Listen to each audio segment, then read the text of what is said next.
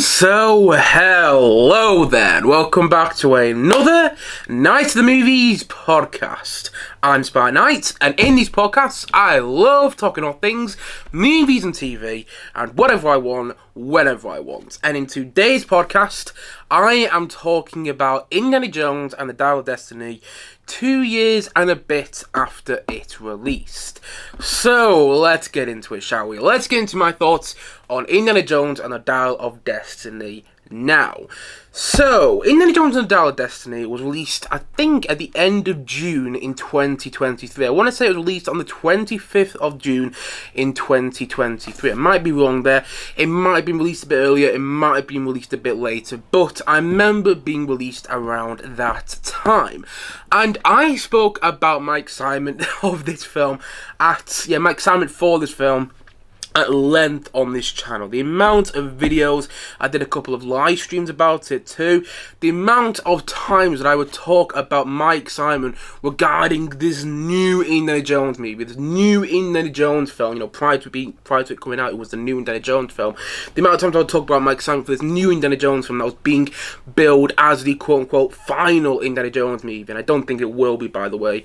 I think in 10 years time we'll probably get an Indiana Jones movie where Indy is played by an AI Harrison Ford, which is kind of scary to think about. But this film, nevertheless, before it was released, it was being billed as the final Indiana Jones movie, and that excited me so much. It excited me so much for a number of reasons. If you can't tell already, I've got Indiana Jones t-shirt on in this podcast today. But if you're not watching this podcast, if you're just listening to it, then you might not realise that. So I'm going to go into a bit more detail about how much of a fan I am of the Indiana Jones franchise. Before I get into my thoughts on Dial of Destiny now, I'm on the 5th Indiana Jones film. I'm going to get into my thoughts on that a bit later, but first, I'm going to talk about my love of this franchise. Indiana Jones and the Last Crusade, which is the third film in this franchise, is my favourite film of all time. It still is today, with Empire Strikes Back as a close follow-up. And I love Raiders of the Lost Ark. I've really grown to love that movie since I first saw it. Like, when I first saw it, it didn't work for me at all. I found it boring. God knows what my head was at the time. I'm a very different person now than I was at a younger age. I found Jurassic Park boring the first time I saw that, and well, if you can't tell, if you can't see behind me, I got a huge Jurassic Park ornament thing back there. I'm a huge Jurassic Park fan.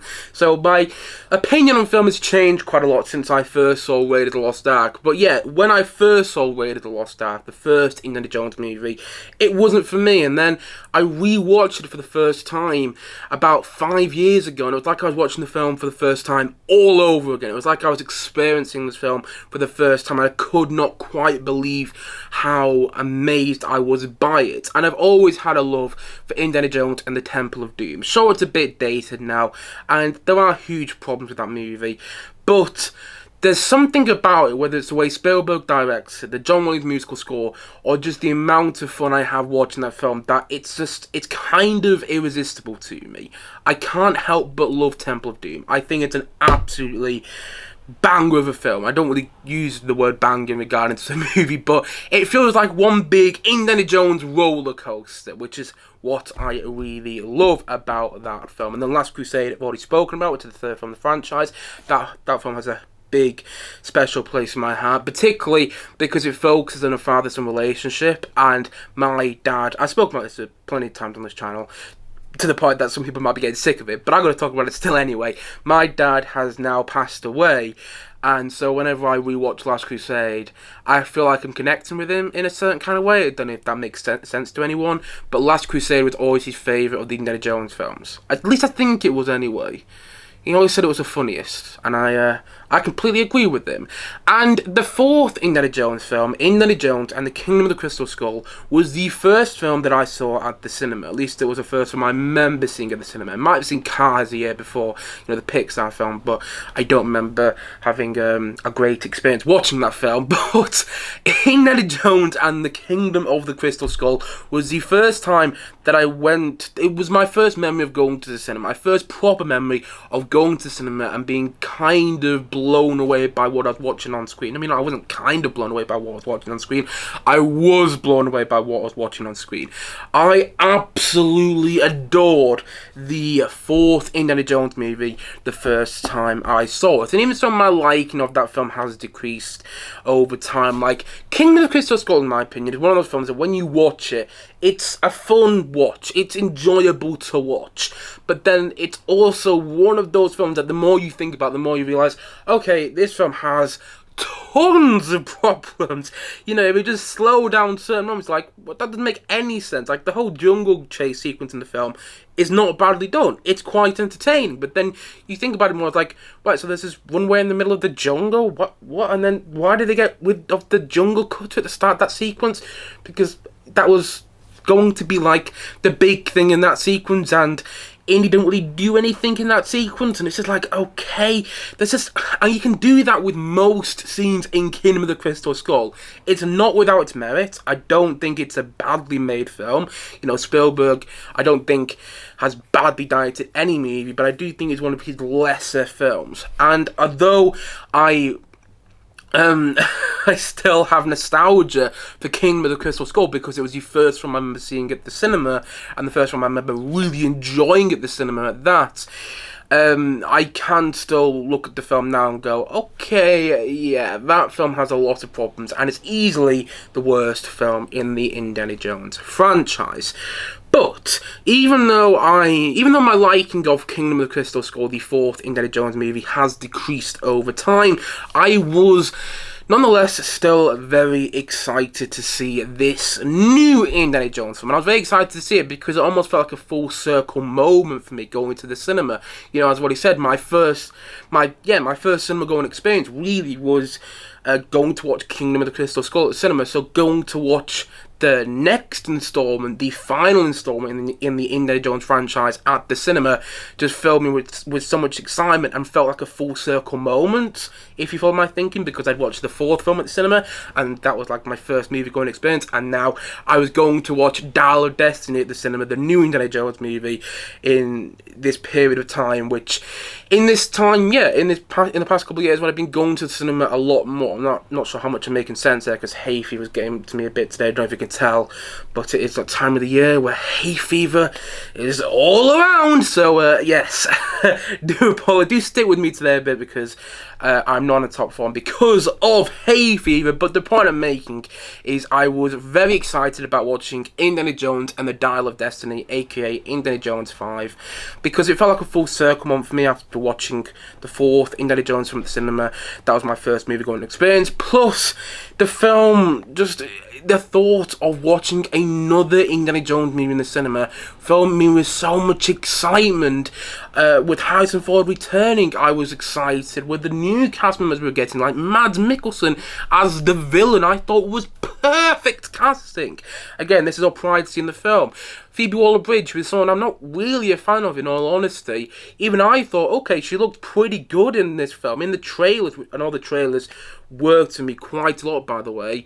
Phoebe Waller-Bridge in the trailer to the film looked like she was going to work for me. And the film, although it wasn't being directed by Spielberg, it was being directed by James Mangold. And James Mangold is a prolific filmmaker. He's directed some absolutely brilliant films. He directed Logan, which some people consider the best superhero movie, the best comic book movie of all time. He directed Le Mans 66, which I still think is probably the best racing movie I have seen. He directed The Wolverine, which I think is one of the more enjoyable superhero movies. He directed A Complete Unknown. Now, he directed A Complete Unknown after directing this film, but A Complete Unknown was a far better film than I thought it was going to be, and that's come from somebody who's not really a Bob Dylan fan. I've become more of a Bob Dylan fan, actually, after seeing that film. And he directed Girl Interrupted, which is a great film. He has directed so many films which I'm just forgetting off the top of my head right now. There's a film which James Mangold directed, which I just can't remember. One sec, I'm going to look it up. Bear with me, because for some reason I didn't get up James Mangold's filmography before doing this review today. Walk the Line. He directed Walk the Line, the Johnny Cash biopic. That's a great film. He directed Copland, which I didn't love, but I still really like. He directed Identity, which is like an M. Night Shyamalan film, but 10 times better than most M. Night Shyamalan movies. He directed 3:10 to Yuma. Now, I'm not a person who really likes westerns, but I enjoyed that film. The point I am making is I am a big James Mangold fan. When I heard that he was directing the 5th Indiana Jones film, I was like, okay, you can't get Spielberg. That's fine. Spielberg doesn't want to do the next film because it's been in production for too long and he wants to go into other projects. That's fine. That's whatever. I love Spielberg. I understand why. But you can get James Mangold to direct the film. Now, I think that is promising. So when I heard that James Mangold was attached to director, attached to a co-writer, my excitement got even higher because I thought he was going to do a good job filling in the shoes of Steven Spielberg with this franchise. And like what he said, the trailers all worked for me. Not one of the trailers I wasn't wowed by. And I remember going to watch it at the cinema, and I was shaking before I watched the film. I was shaking going into the cinema because it kind of felt like, and this is going to sound a bit stupid, but I'm going to say anyway, it kind of felt like my whole life had been leading to that moment that I went to go and watch the new Indiana Jones film at the cinema, because Indiana Jones is one of my favourite franchises. It's that on the Star Wars franchise, and I'd probably say I prefer the Star Wars franchise, but Indiana Jones is a close follow-up for me. All those movies I can rewatch, yes, even Kingdom of the Crystal Skull, and still enjoy now. So going to watch this new movie at the cinema, it felt like, it kind of felt like my whole life up to that point had been leading to that moment. It was crazy. The feeling I had going to the cinema was unlike the feeling I've had going into any other movie at the cinema. It's unlike the feeling I've had going to watch any other film, period. Whether it's on DVD, whether it's on streaming, or whether it's at the cinema.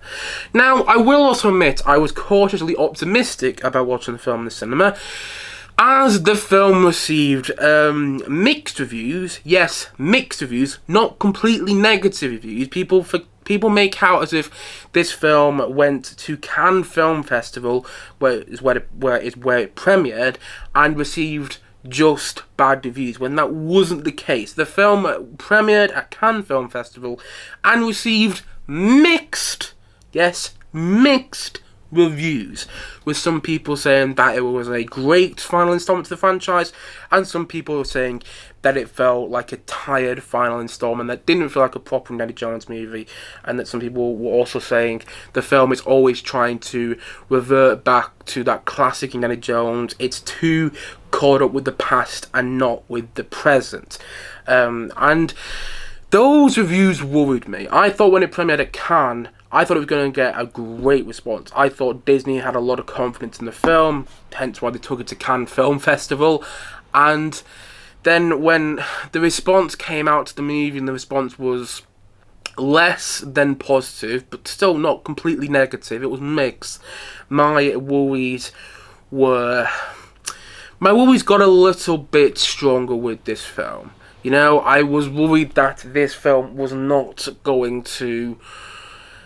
I was worried that this film was not going to work for me after seeing and after reading some of those reviews. But still, like I've already said, I went into the film buzzing, quite literally shaking. And even though before seeing the film I'd read some negative reviews of this movie, I still went into the film hoping for the best.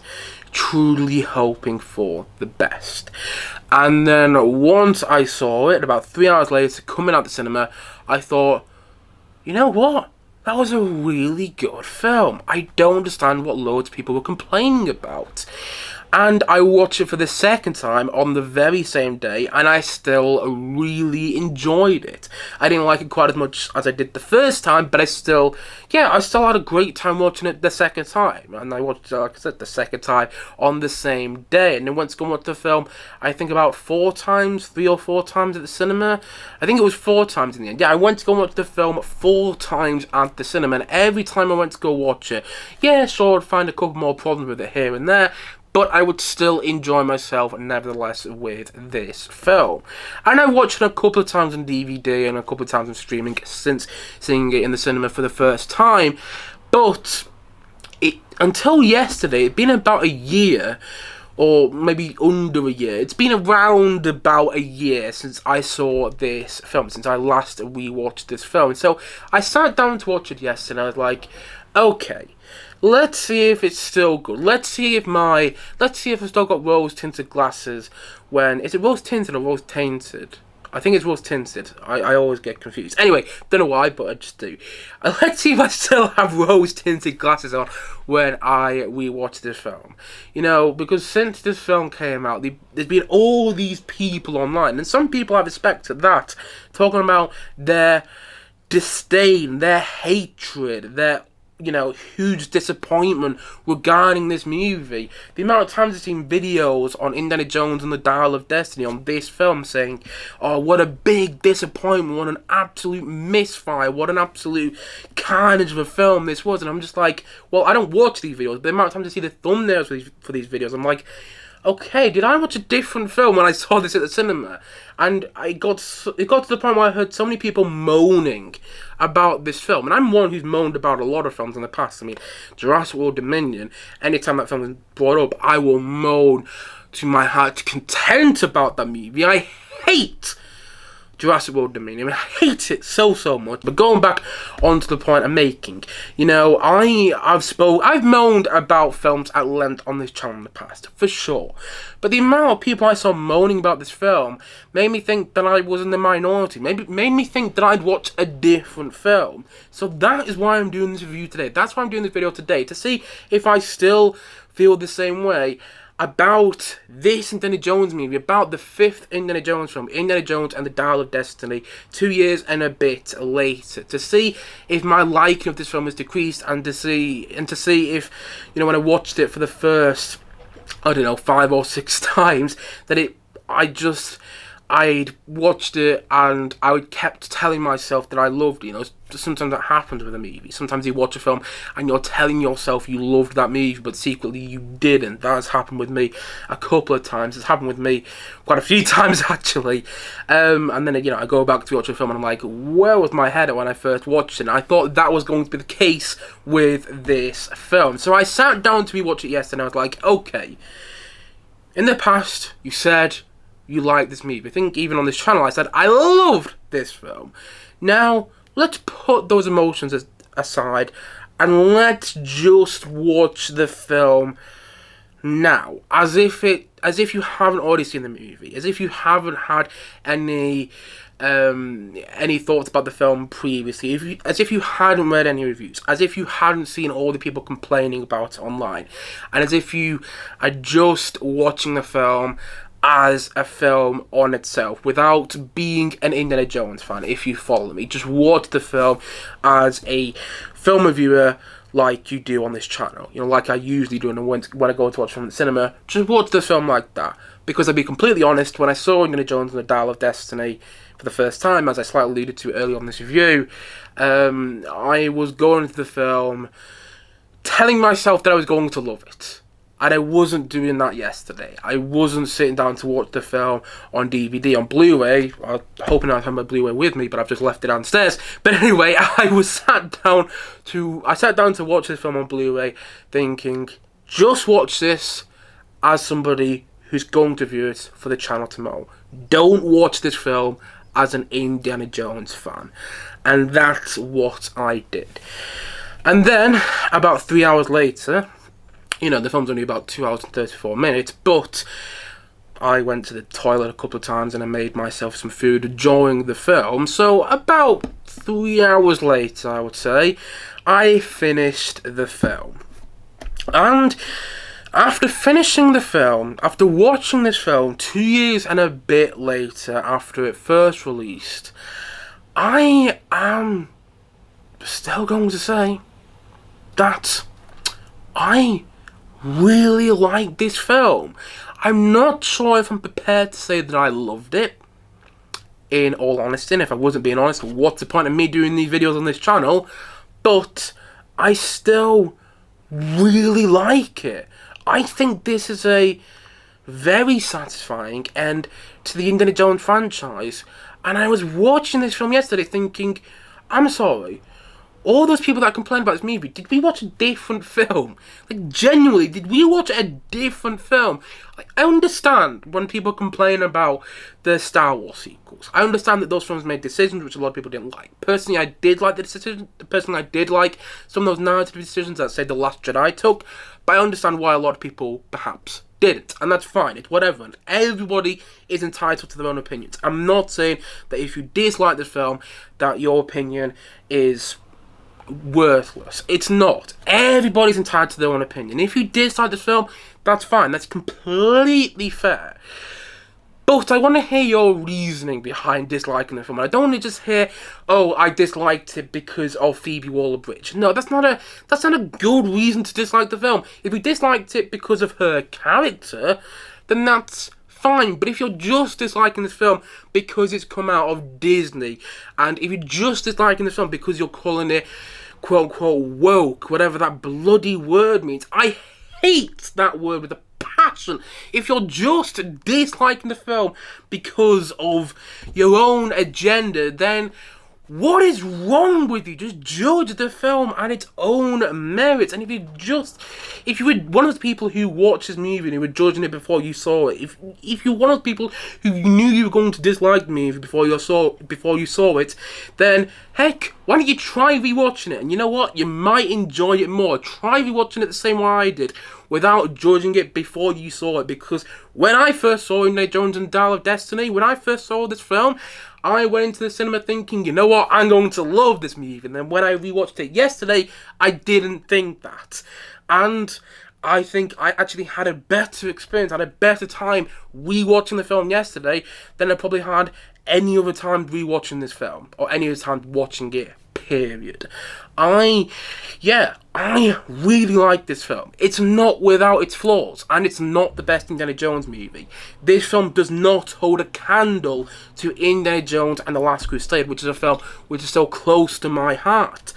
But, in my opinion, Indiana Jones and the Dial of Destiny does what none of the other Indiana Jones movies do, and that is it makes it the character of Indiana Jones, played brilliantly by Harrison Ford in this film, and that's one thing you cannot argue against. Harrison Ford is fantastic in this movie, probably the best he's ever been in the franchise. He gives his best performance. I think this film, what it does so well is it makes the character of Indiana Jones feel like a real person. You know, in the previous 4 films, particularly in Kingdom of the Crystal Skull, Christ, he feels like this sort of superhero, this sort of myth. You know, in Kingdom of the Crystal Skull, he's literally on the top of this, he's on the tiles, he's on the woodwork in this warehouse at the start of the film, and he's running away from bullets, and it's like, right, somebody his age would not be able to do that. And in Last Crusade, he drinks the blood of Christ. I mean, I love those films. Well, not Kingdom of the Crystal Skull, but I love Temple of Doom and Last Crusade. In Raiders of the Lost Ark, he is quite literally there with the Ark of the Covenant. You know, I love those movies, and I love those things about those movies. But the thing is, those movies have always portrayed Indiana Jones in this as a sort of myth, as a sort of superhero that everybody kind of worships, you know? And in this film, he's not that. He's a man out of time, and he is lonely. He's depressed, and a lot of people have complained about that. But as a huge, and I mean huge, Indiana Jones fan, I think that makes perfect sense, because I grew up not only watching the first 4 Indiana Jones movies, but I also grew up watching the young Indiana Jones Chronicles, which is one thing I haven't mentioned in this review yet, and I really should have mentioned it earlier on. But I grew up watching the young Indiana Jones Chronicles like every Sunday night. I would sit down for 90 minutes, because I watched them on DVD. I know they're a bit different when they aired on TV for the first time, but when I watched them on DVD, they're about 90 minutes each, and every single time I was swept up by this adventure of young Indiana Jones.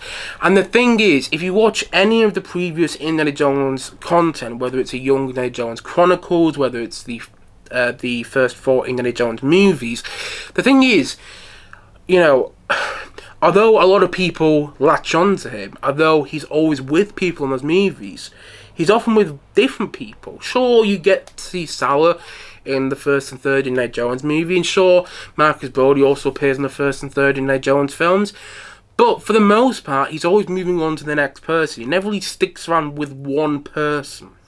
He's always going around. He's always moving on. He doesn't really stay with anyone, to the point that his father and him are estranged in the third film. And so to me, it makes perfect sense that in the fifth film, he's completely alone, and he has pushed away anyone he got close to. You know, the end of the fourth Indiana Jones film, at the end of Kingdom of the Crystal Skull, he gets married to Marion. And then it makes perfect sense to me that that marriage didn't work out because of who the Indiana Jones character is. I've always kind of liked the ending to Kingdom of the Crystal Skull with them getting married, but I always felt at the same time it was more of a dreamlike ending, and I don't think the character of Indiana Jones deserves that. I don't think that it was. I don't necessarily think it was a properly fitting ending to that character. Whilst what we see with him in this film, by the way, I'm going to get into spoilers here in case you haven't seen the movie. So, spoiler alert here. What we see with Indiana Jones at the end of this film is, I think, a more realistic ending to that character.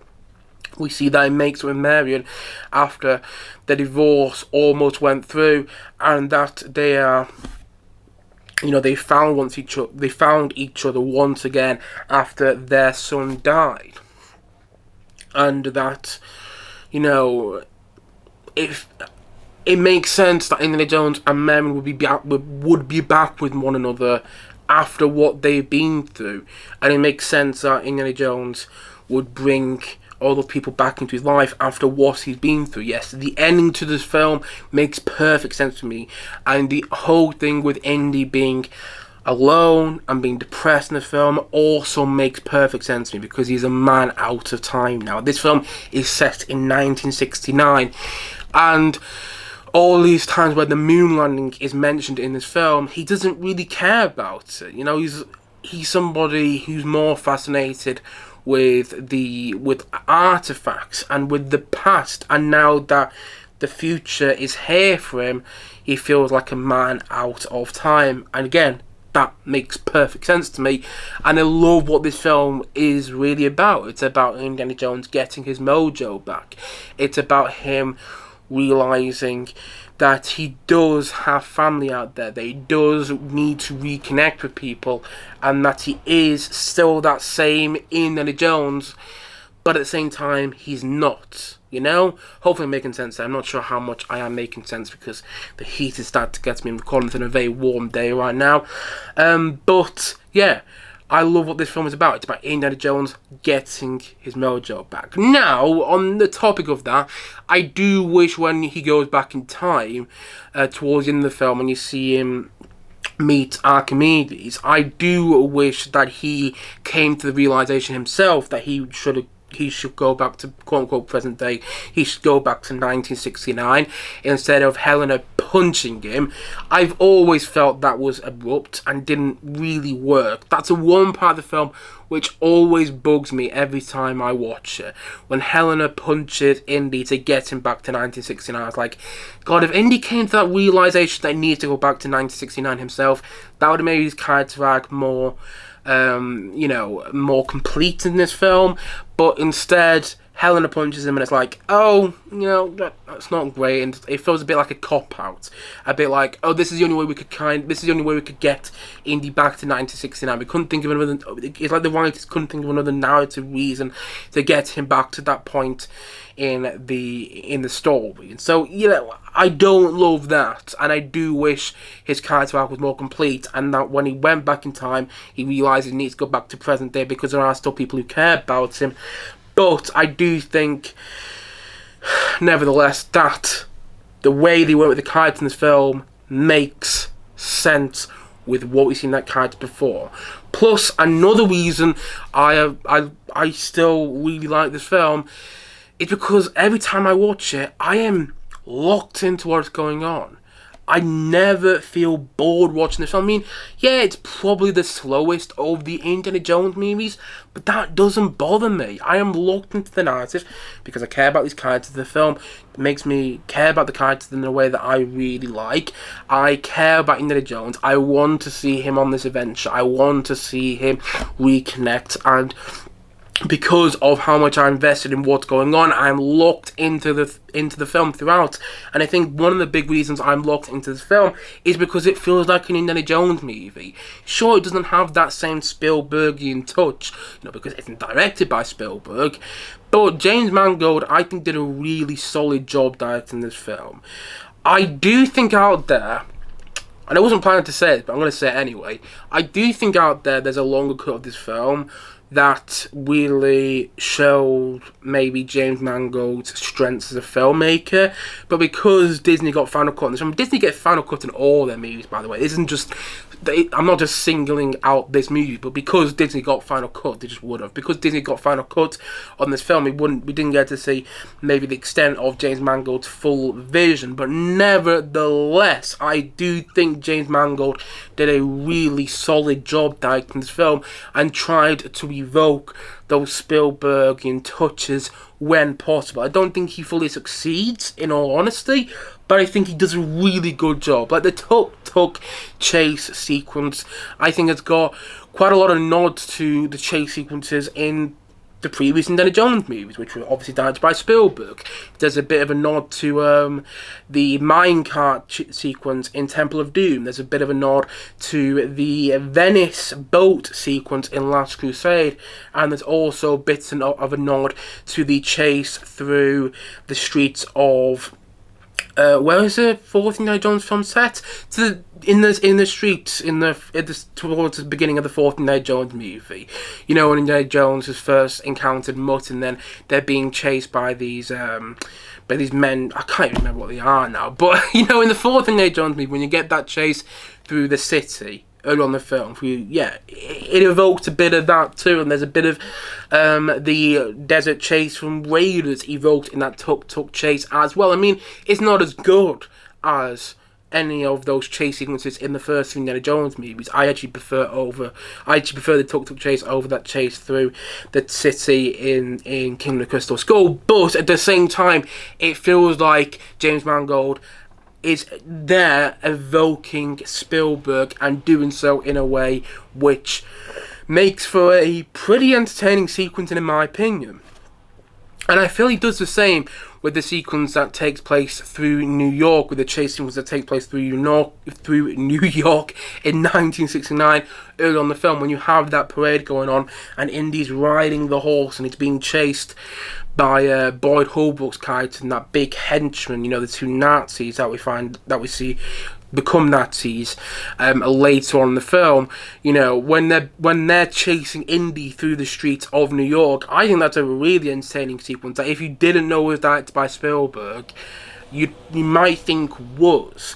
And that's the thing, I think probably the most Spielbergian elements of the film are the chase sequences, and I think James Mangold does a really good job, staging those chase sequences and making them feel like Spielberg as much as possible. Now, I think the rest of the film feels more like James Mangold's vision, but I don't necessarily think that's a bad thing.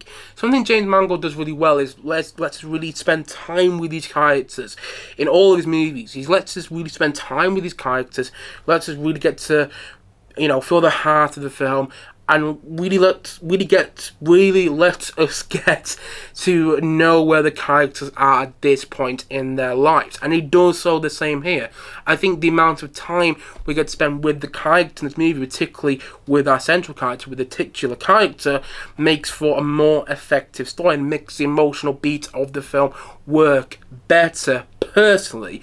So, this is just a quick little add-on, something I forgot to mention when I was actually recording the review, but I remember to mention as soon as I finish recording the review, as it always is this. This film doesn't just exist on nostalgia. It doesn't just exist on fan service, on callbacks. It exists on its own 2 feet.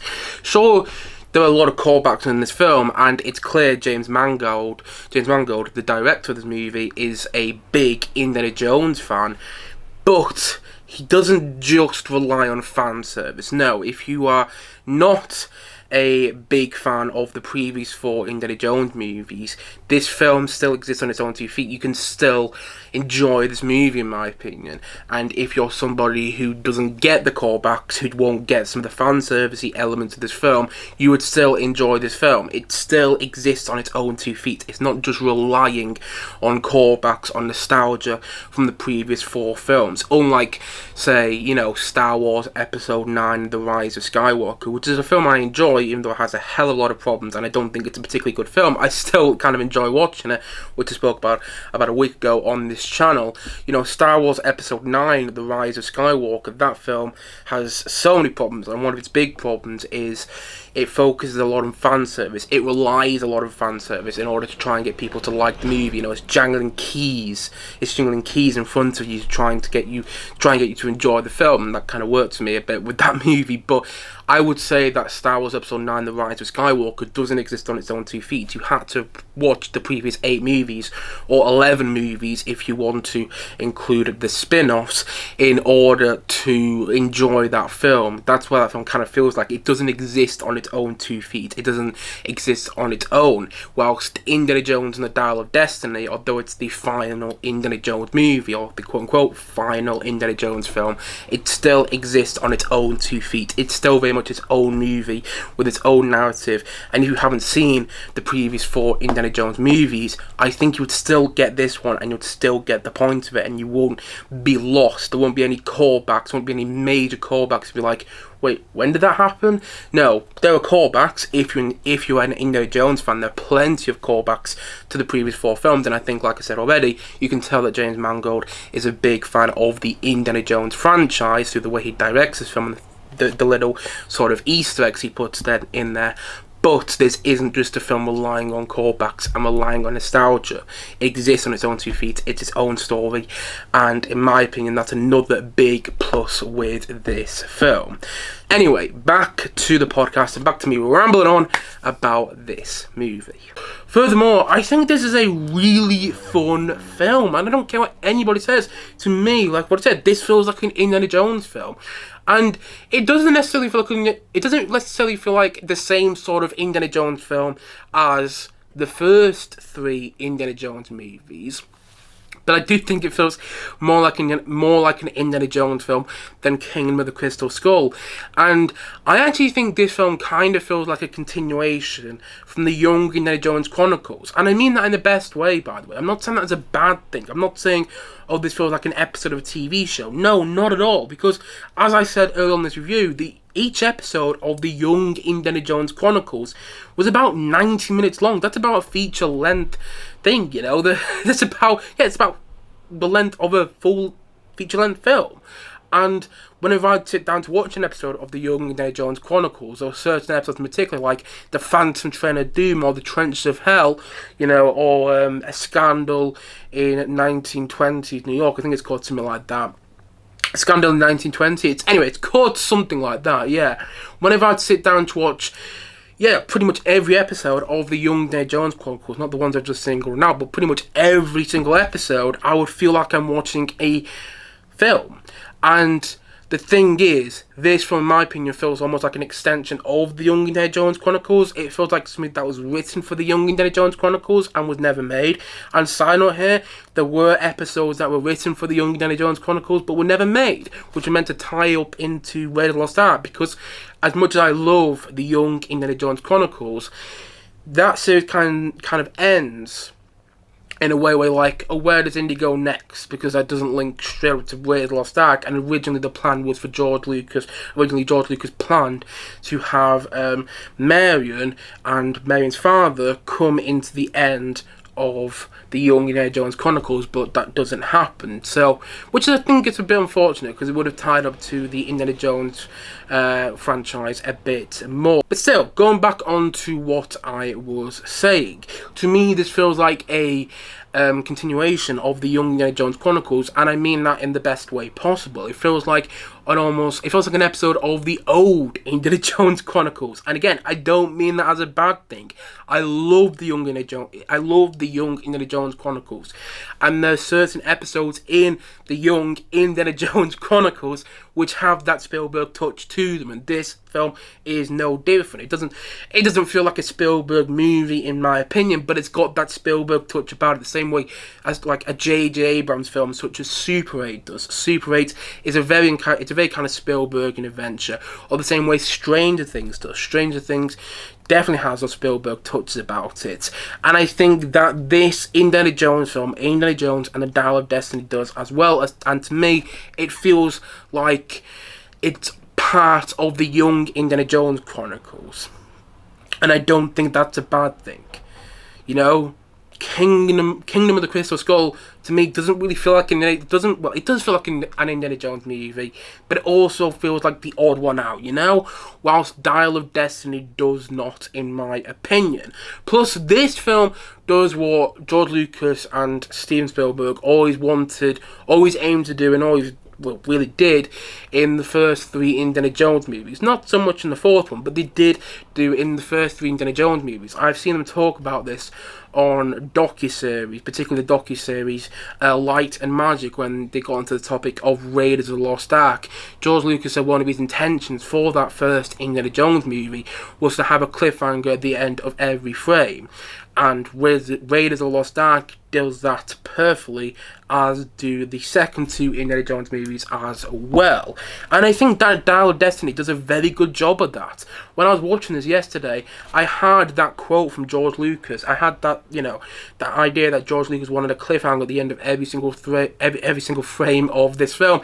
I had that in my head when I was rewatching the film yesterday. I was like, oh yeah, this film does that really well. It has a cliffhanger at the end of most scenes. At the end of most shots in the film, there's a cliffhanger as to what's going to happen next until the very end of the film. And that's what George Lucas and Steven Spielberg always wanted from this movie. I think James Mangold, with this film, he put a cliffhanger at the end of almost every shot of the film to make you intrigued as to to see where the story is going to go next. And I think it is a really good job at that.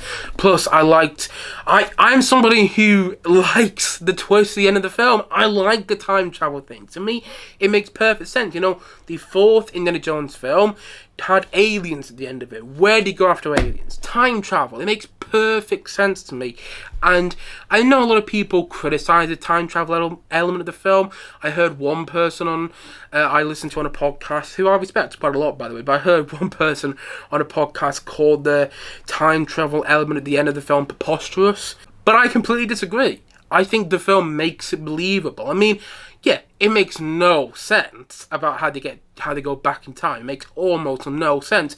But it makes no sense, that aliens would be living under this temple, or under this kingdom, should I say, in Kingdom of the Crystal Skull. It makes no sense that somebody just manages to take someone's heart out just like that in Temple of Doom. It makes no sense. All the stuff with the Ark of the Covenant doesn't really make any sense in Raiders, and the idea that there's been this knight in this temple for thousands and thousands of years, or for hundreds and hundreds of years, still, it doesn't really change. The idea there's been this knight in this temple waiting for the right person to come to take the grail doesn't really make any sense in Last Crusade. But, in my opinion, with the exception of King of the Crystal Skull, which doesn't really make the alien thing make sense, the first thing Indiana Jones movies make those endings make sense, and I think this film does as well. I believe the whole time travel thing at the end of the film. I buy into it. I'm like, I can see this actually happening, and it makes sense as to where the franchise was going up to this point. I think that the time travel element of the film works. I don't care what anybody says. I think it works well, and I love the 60s aesthetic to the start of the film. I love how this film makes me believe that I'm in 1960s New York, or 1969 New York to be precise. And yet I remember when they were filming that whole parade sequence at the start of the film. They were filming in Glasgow, and it doesn't look like Glasgow at all, in my opinion. Now, I'm not going to sit here and say Indiana Jones and the Dial of Destiny is without its problems. It's not. I'm not going to dwell on the problems, because people seem to be doing that at length on their own YouTube channel. So if you want to watch one of those people who just complain, for about an hour about this film, go and do that. I'm not one of those people who are going to complain about this movie. However, I am going to talk about some of my problems with this film. I do think that the opening to this film is a little shaky and feels a bit chopped up. Listen, I've come around a lot in the opening to this film. I remember when I first watched this film, I didn't really like the opening. The film didn't start to work for me until I got into the section of the film where Indiana Jones is old man Indiana Jones, you know? But I've come around a lot on the opening. That being said, I do still feel it is a little chopped up, and I do feel there was a much longer version of that opening that we might never get to see. And the sort of CGI'd Harrison Ford Indiana Jones face still doesn't really work for me. I can get past it, but it still bothers me a little when I watch the opening of this film. It still feels like a sort of Polar Express version of Indiana Jones. You know, in Polar Express, all the people's faces. I don't really mind about Polar Express, but I know a lot of people do. All the people's faces in Polar Express don't look right. They don't really look human. And you get that a little bit at the start of the film, and I think they could have spent more time trying to perfect that. Although from what I've heard, you know, the budget of this film was something like $300 million, and a lot of people think it's because they were trying to get the CGI of Indiana Jones at the start of the film correct. I don't know if that is the case, but I can believe it because of how hard it is to do. Still, I don't love the opening sequence as much as I want to. I think it's a rip-roaring, exciting opening to this film, but I don't love it as much as I would like to. And I would have liked to see in that opening sequence Indiana Jones and Mad Mikkelsen's villain character, Voller. I think his name is Jurgen Voller, if I get it correctly there. If I've got his name correct there.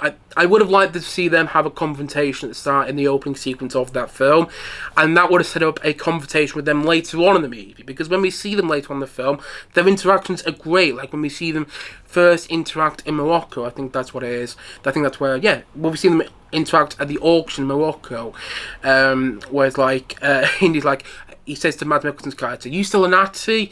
And then Mad Mikkelsen's character says, "You should have stayed in America." Then Indy goes, "You should have stayed out of Poland." It's just, I love that interaction. I've got it a bit wrong there. I can't remember the interaction verbatim, but still, I really love their interactions in the film, and I think Mads Mikkelsen is a great villain. I'm really come around to him as a villain in the film. Just like the way he subtly portrays these villainous things in his facial expressions made me really love him as a villain. That being said, I would have liked there to be a proper confrontation between them two towards the end of the film. Like when they go back to the Roman times in this film, when they go back in time, I just would have liked there to be something between them two, where I don't know. Indy and Helana go out on two different parachutes on that plane, and Voller, our main villain, also goes out on a parachute, and then just as Voller's about to kill Helana, Indy kills Voller, or something like that. I would have liked to see that happen. And I do feel it's a little disappointing they don't really have a proper confrontation between our main villain and our main character in the film, so I do feel that it's slightly disappointing. And I do also feel that the film has some narrative problems, like when Indy at the end of the film, when he goes back to 1969, he's no longer a wanted criminal, yet one of the main plot points early on in the movie is that he is a wanted criminal, and so I would have liked that to be addressed, and I would have liked to have Marion and Sarah have a bigger role. You know, I have other problems in the film. I'm not going to sit and say it's a perfect movie, not at all. I don't even think it's one of the best Indiana Jones movies, but the thing is, and I can't lie, every time I watch the film, I have a really good time with it. You know, I think the eels sequence could have been done better, but I still think it works in the film. I love how in the first Indiana Jones movie we have snakes, in the second film we have bugs, in the third film we have rats, in the fourth film we had ants, and in the fifth film we have eels. I like how they did that differently. I would have liked there to be snakes in the film, you know, because snakes have been this huge part of the Indiana Jones character, but I can get past that. You know, I can get past things like that if the film still works for me for the most part, and it does, because the emotional moments still work for me, and the character still works for me, and the character arc still works for me. And I think this is a well-directed film about somebody getting his mojo back, about this depressed person later on in his life who realises that he's still matters. Now, there's one bit in the trailer, I think it was in the official trailer of this film, where Indy says, like, he finds the Antikythera, which is the main artifact in the film, which is the MacGuffin in this movie.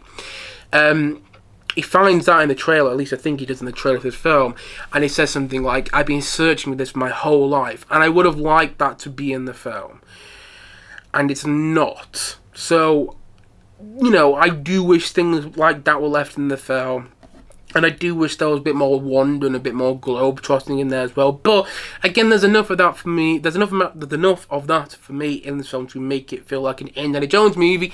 And another reason it feels like an Indiana Jones film is because of the John Williams musical score. I always have to talk about the John Williams musical score when I talk about any film he scored, for that matter.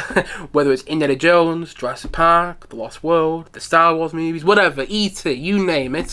I always have to talk about the John Williams musical score because he's my favourite composer, he's one of my favourite artists to listen to, and surprise, surprise, surprise, surprise, surprise, I love the John Williams musical score to this film. Now, again, it's not my favourite of the John Williams Indiana Jones musical scores, but the thing is, I've heard some people online criticise the musical score, saying it's not got enough new music in there. And if you just listen to the official soundtrack, which is on Spotify or whatever, I probably agree with you. But if you actually go out there and listen to some of the unreleased music from this film, which you can hear to great quality online, there is a lot of new music, including the score for this film, that just wasn't included in the official soundtrack release. There's a whole music that takes place during the chase sequence that goes through the parade and into the subway train lines in New York early on the film. The music there is new. The theme for Voller is new in this film. It's a much more subtle theme than we usually get with villainous themes in the previous Indiana Jones movies, but I like that about it because Voller is a more subtle villain. He's not as, you know, he's not tuning up the scenery in the same way that, say, Kate Blanchett's villain, what's her name, Sauco or something like that, that her villain is doing in Kingdom of the Crystal Skull. You know, Mads Mikkelsen is more subtle, he's more grounded as a villain, so it makes sense that that John Williams theme for that character, for the main villain of the film, is also more subtle. It's just this piano, and yet at the same time it's got this sort of eerie take on it. When I remember, although it starts to build up and it goes bum bum ba-dum bum ba-dum bum ba-dum bum bum bum, just in the main theme alone you can hear that there's something that's not right about Voller. Yeah, and I think that's portrayed very well in the musical score. I think the musical score for this film is great and does include enough new music in my opinion. Helena's theme is a new piece of music that is very present throughout the film. And yes, this film has a lot of callbacks. It quotes a lot of the previous for Indiana Jones musical scores, but I think it does so in a way that works, in a way that this film kind of had to do, because it's the final Indiana Jones movie, and in my opinion, John Williams understood the assignment and did all these callbacks to make it feel like the final Indiana Jones film. And I like the fact that there's so many callbacks to the previous 4 Indiana Jones musical scores, and I also like that there's some new music in there, enough new music to latch on to listen to. And I've been listening to the score to this film, yeah, pretty much daily since I first saw the film. I love the musical score to this film, and I love how John Williams holds off on using the Raiders March, aka Indiana Jones theme, the main Indiana Jones theme, until certain point in the film. Until there's an exciting moment, or you really feel like Indiana Jones is getting his mojo back. And I think that really works to effect. Now, the one thing I will say about the musical score, the one thing which has bugged me about the musical score, and this is more of a deep cut here if you're a fan of John Williams' musical scores to the Indiana Jones movies, in the end credits themes to the Indiana Jones films, John Williams also always has like the Raiders March going into the main themes from the films, and then he goes back into the Raiders March at the very end of the end credits theme of each film. And you don't get that with this film. I wish that there was an end credits suite at the end of this film where we heard the rated march played, then we heard some of the main themes from the film, like Voller's theme, Helena's theme, maybe another theme that was used in the film, and then we go back into the rated march at the very end of the end credits suite to this film. We don't get that. We don't even get an end credit suite to this film, really, and so I do think that was a little disappointing. But I think the rest of the score still feels like classic John Williams, and the reality is, John Williams hadn't done an Indiana Jones score for 14 years before doing this score to this movie. And it just feels like he never left doing Indiana Jones scores. I love the score to this film. I don't care what anybody says.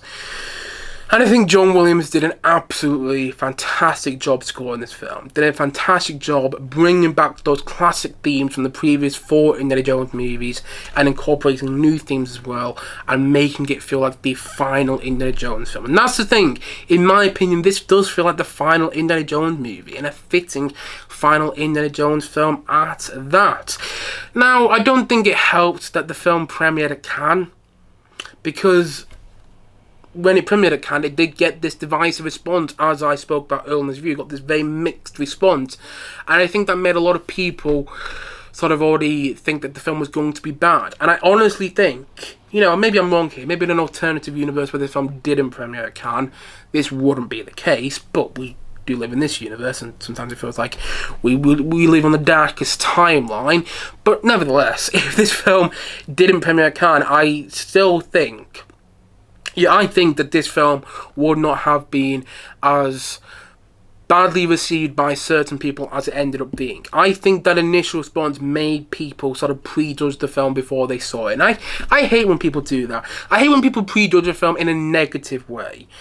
Or even in a positive way, really. I've done that, so I'm a bit of a hypocrite here, I suppose. But the thing is, I think most people, I think everybody actually, should just go in a movie with an open mind. Don't prejudge a film before you see it.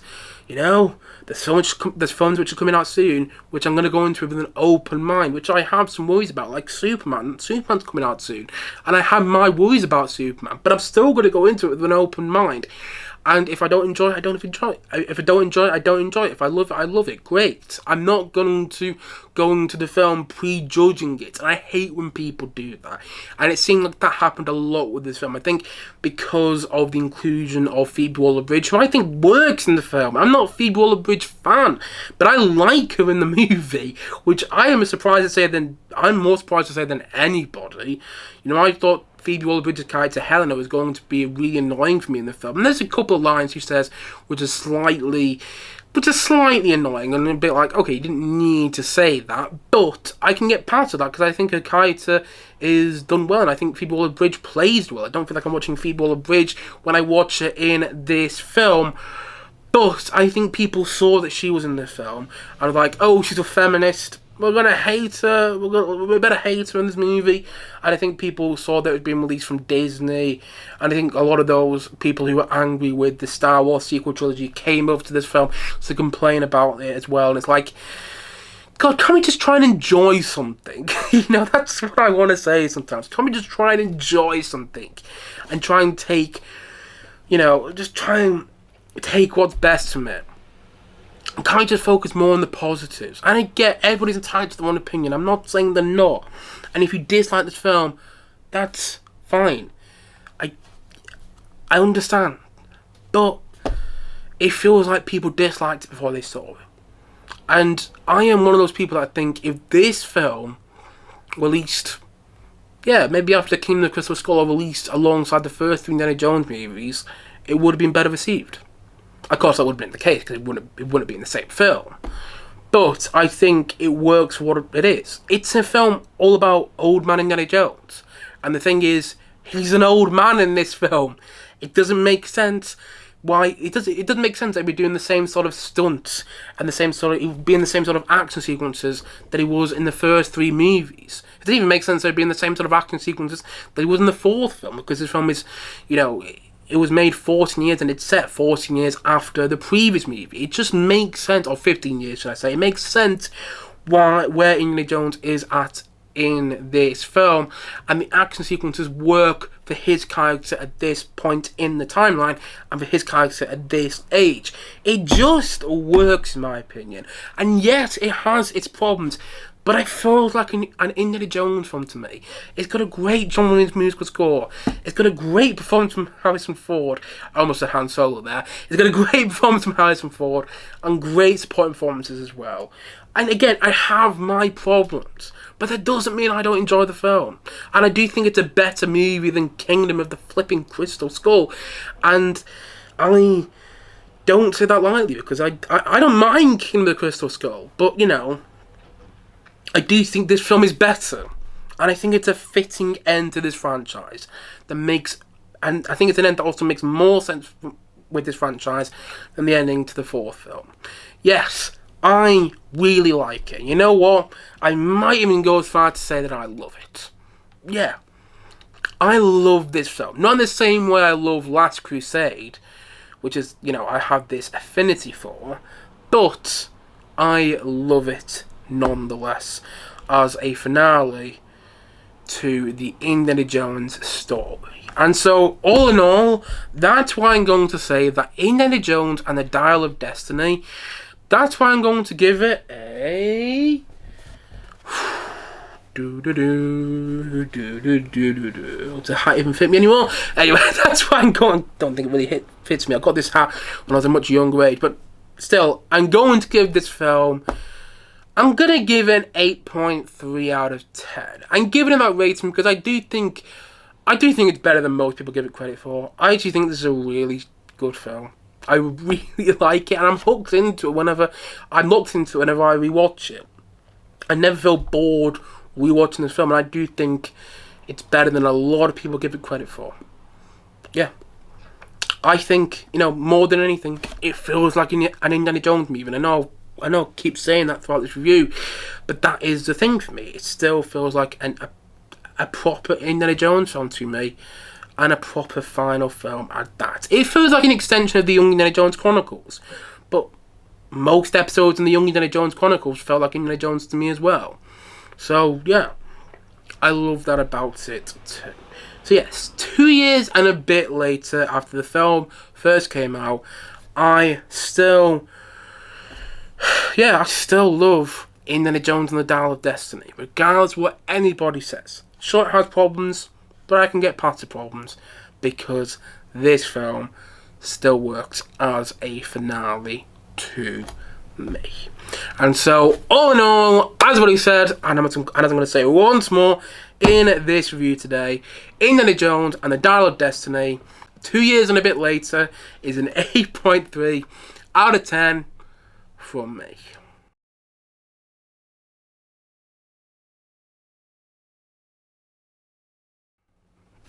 Anyway, guys, that's it for today's podcast. If you have seen Indiana Jones and the Dial of Destiny, please let me know your thoughts on it in the comment section below. And as always, thanks for watching or listening to this podcast.